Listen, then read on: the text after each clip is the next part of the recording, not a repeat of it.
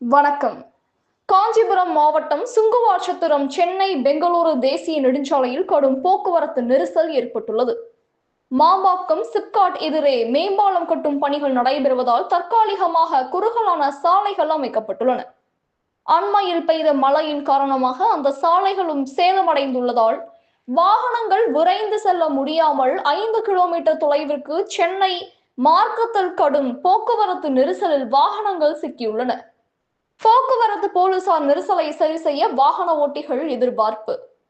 பள்ளி கல்லூரி மாணவிகள், பணிக்கு செல்வோர் கடும் அவதி. கனவு தமிழகம் செய்திகளுக்காக காஞ்சிபுரம் மாவட்ட செய்தியாளர் மித்தேஷ்குமார். செய்திகள் வாசிப்பவர் ஸ்னேகா பொன்வாலி. நன்றி.